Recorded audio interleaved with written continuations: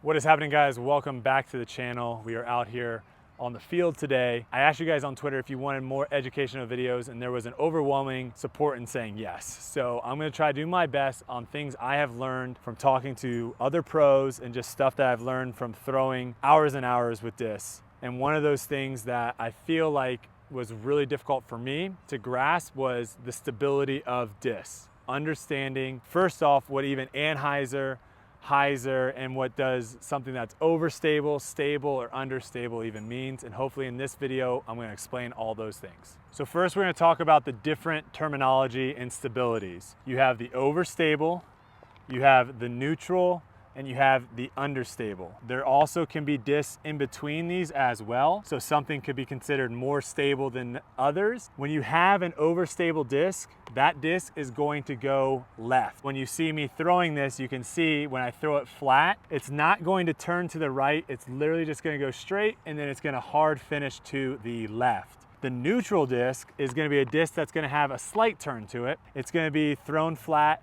and it's gonna turn a little bit, but then it's gonna try to work itself out into the left. And then the last disc, which is the understable disc, this is the disc that doesn't wanna go left. It wants to go right, and once it starts going right, it's not coming back. So now we all know the different terminology of stability. I wanna talk about one stability today, and that's gonna be an understable disc. And I wanna talk right now about all the different points that changes the stability of the disc. The first one is the mold. Obviously, as you just saw right there, I threw 3 different molds. One of those was a machete, which is a super overstable disc. The other one was the nuke, which is more neutral. And the last one was an Avenger SS, which is an understable. So depending on what mold you get is going to change the stability of the disc. The second one is going to be the type of plastic, which I'll go into in a second. Then we've got the weight of the disc, the nose angle and the form, which is dependent on you. We have the arm speed, which is also dependent on you. And then we have the disc, whether it's been beaten in or it's brand new. And finally, the wind. That's the last thing. I'm gonna go through each one of those points right now. The weight of the disc, I think, has the least impact on the stability, but I just wanna go through it with you guys. The biggest rule of thumb is discs that are lighter in weight are going to be more understable. They're going to wanna flip over more, similar to the Avenger SS versus the heavier weight discs. The next one is going to be arm speed. The faster you can rip your arm through your body, the more stable discs are going to fly for you. So when you see these guys on tour ripping what you would think is a super overstable disc, and you're like, how the heck is it flipping like that? It's because they're traveling and throwing it faster with their arm than you are, and the disc is actually flying the correct way for them. So we have 3 different ways. You'll see the first one is gonna be me throwing at a slower speed. And you'll see at that, the disc, even though it's an understable disc, the disc will act like a stable disc because I'm not being able to throw it fast enough. The second one you'll see is me throwing at more of a normal speed, and that will see a slight flip up and it trying to act like the way it wants to fly. And then the final one is me actually ripping on it, and you can actually see now it is flying the way it should and is designed where it's gonna flip over and fly like an understable disc. Nose angle and form. This might be probably the most important out of all of them. If you're not throwing the disc correctly, it doesn't matter really at the end of the day, the stability of the disc, it will not fly properly. This is a perfect time for me just to kind of say flight numbers are great for you to kind of have an idea of what a disc is gonna fly like, but I wouldn't hold them 100%. You really have to make sure you go out and actually throw the disc to see how it flies for you. Get a used disc, something that's cheap, go out and try it first and see how it flies for you. But going back to form, something that Paul taught me at the very beginning is the hula hoop. And I'm sure if you've watched some of his instructional videos or if you've been to a clinic, Nate Sexton says the same thing. I think actually Nate Sexton was the one that came up with it. The hula hoop basically means if I had a hula hoop around me, if I wanted to throw flat, I need to pull through flat, and as if I had a hula hoop, it needs to stay on that same plane all the way through. So as I throw, this would be flat. Now if I want to throw hyzer, now I'm going to be here, and now the hula hoop is going to be this, okay? And then if I want to go anhyzer, now the hula hoop is going to be this way. So the end of how you throw is very important. I see a lot of people talk about, oh man, this disc is just way too flippy, I can't throw it. And even though they take it back flat and they think they're throwing it flat, the last thing they tell the disc is to flip. And they'll go and they'll whip it down here. So they have a flat hula hoop, and then at the end, they change it to an Anheuser hula hoop. So at that point, it doesn't matter what disc you have in your hand, you're telling it to turn over. And then the last thing too is also the nose angle. People always talk about, oh, you're throwing nose up, you're throwing nose up. No one really ever says, oh, you're throwing two nose down. You're always throwing two nose up. And what that basically means is the easiest way of knowing if you're throwing nose up, if I throw this disc and it comes out of my hand and I can see the stamp on the disc, it's nose up. If I throw it and it comes out of my hand and I can't see the disc, the stamp, it's nose down. Nose up, anything you throw is gonna act overstable. I don't care how understable of a disc it is, it's gonna act overstable. And so that was a thing for me.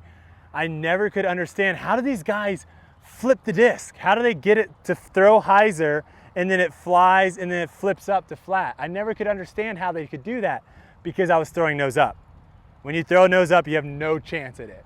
So as soon as you're able to get that nose down and you throw a disc like this Avenger SS, you might be ripping it really hard, like we talked about, arm speed, very important.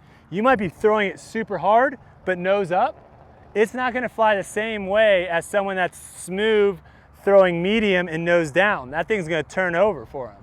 So nose angle and your form, those are huge things that are gonna impact how discs fly. What does it mean when someone says, I need to beat my disc in, or that disc is too beaten in? I'm sure you probably have heard it a couple times. When a disc gets beaten in, it basically means it's used. It's been thrown into trees. It's been landing on its side. What ends up happening is the outside of the rim of the disc ends up kind of deforming and getting tilted down a little bit. If you slam this thing into a pole or into a tree, it's gonna make a little dent and move that disc down. And when a disc gets beaten in, it becomes more understable. So that's another thing to think about. When you watch these pros and they're throwing the Zeuses, they're throwing Forces, they're throwing all this super overstable plastic, and you're like, how the heck are they getting it to flip up like that and then finish to the left? It's because those are not brand new discs off the shelf. The reason why a lot of these guys will jump into waters, myself included, to get some of these discs back is because they've been using the same disc for years and years and years. They've beaten it in so much that it flies exactly the way they want. So right now I have two discs in my hand. I have a Meteor, same plastic, ESP, same weight, but this Meteor I've been throwing from the very beginning. I haven't lost it somehow. This is one of the Meteors that I did throw in the water and I freaked out. So shout out to Jared for returning it to me. But this was my first disc I ever beat in. This is the exact same disc, same plastic, same weight, everything's the same, but it's newer. I've only been throwing it for a week or two. So I'm gonna show you right now exactly how these discs fly differently just based on them being beat in. So this is the new one. I'm gonna throw it on a baby hyzer.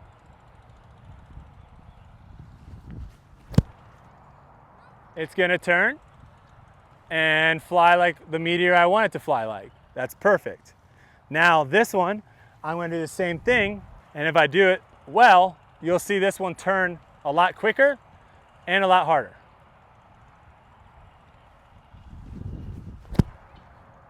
And there it goes. And see how it's just there's not as much glide.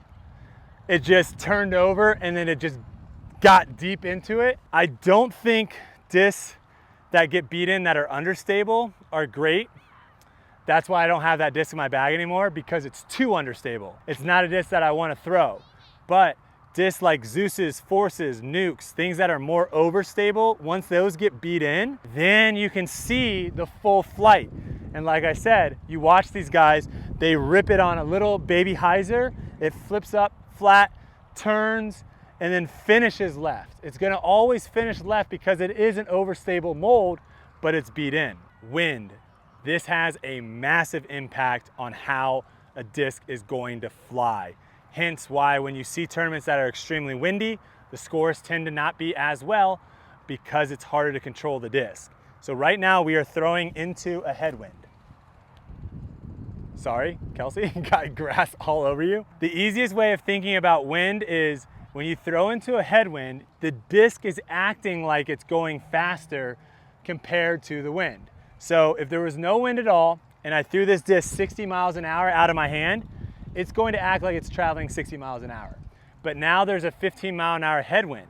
So now when I throw 60 miles an hour out of my hand, 15 miles an hour this way, the disc is actually gonna act like it's traveling 75 miles per hour. And it's the same exact as tailwind. So if I'm throwing down, when I take this 60, the wind's going 15, so now the disc thinks it's only really actually traveling, do the math, 45. And so it's not gonna be as understable. When you throw into a headwind, people are always going to want to throw more overstable because they are worried about it flipping over. I would never throw this Avenger SS into a headwind because I would legitimately have to throw it on a crazy hyzer because I know it's gonna already flip up, but because there's so much wind, it's gonna flip even more. The final thing, guys, we have made it. Types of plastic. If you stayed with me so far, hopefully everything makes sense, and if you have any questions, just drop it in the comments down below. I'll try to answer them as best I can, but I know for me personally, understanding all these things has really helped me picking the right disc for my backhand, for my forehand. And now the final thing, which again has a big impact, is the type of plastic. We have all the same molds, all the same weight, same conditions, wind. I'm gonna try to throw them all at the same angle. I'm gonna try to do everything as consistent as possible. The only difference is going to be the plastic. So we got a Z Meteor right here. We got an ESP Meteor. We got a Crystal Meteor. We got the Tour Series. It's a Z, but it's a little bit different. It's a Tour Series Vanessa Van Dyken. And then the last one, this will be the final throw, the Jawbreaker. Wait until you see this guy. How I want the Meteor to fly for me is I either want to throw it on a tiny hyzer and have it flip up for those tunnel shots, or I want to kind of throw it a little bit flatter and have it travel forward and then finish to the right. For this example, we're going to throw a little bit tiny hyzer on all these. So ESP Meteor first.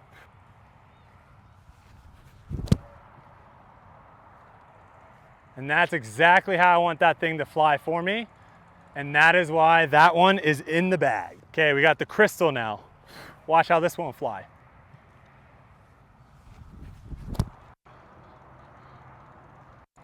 Gets the flat and then drives straight, slight finish left at the end. So that one, out of all of them so far, that's the most stable. Now we're going with the Z.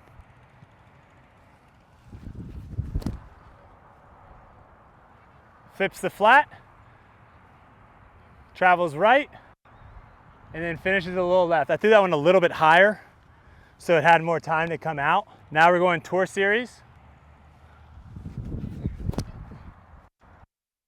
There's the slight turn.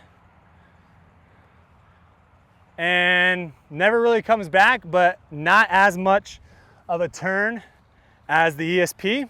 That one's kind of more of a straight shot and then a little turn. Folks, Jawbreaker. Watch this baby.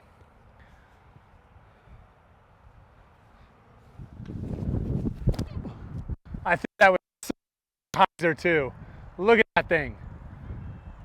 That right there is the most understable mid-range I've ever thrown. What can you learn from this? If you want to have a disc that goes straight and then finishes to the right, let's say you're not able to throw it as hard, the Jawbreaker Meteor is gonna be perfect for you. For me, the Jawbreaker Meteor is too much, right? That's not a useful shot. I don't want a shot that's gonna go hyzer, flip, and then turn into a roller.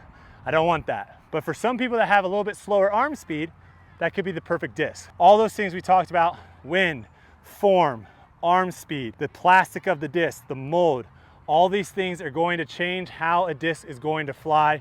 And I hope you guys learned something today. This took me so long to grasp, and now that I finally have figured it out, it's made the game so much easier on making sure I pick the right disc for my bag and the right disc for each throw. So hopefully this saves you guys. I was gonna say shaves off some strokes, but I was also gonna say save some strokes. So shaves you guys some strokes at home. And if you want more educational videos like this, leave a like down below. Make sure you subscribe.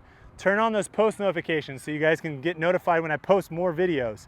That's all we got for you today. I'm gonna rip one more, high boy. And then we'll finish this out, baby. Here we go. Keep slinging them discs. Oh, that's a rip, boy. See ya. See you guys in the next one.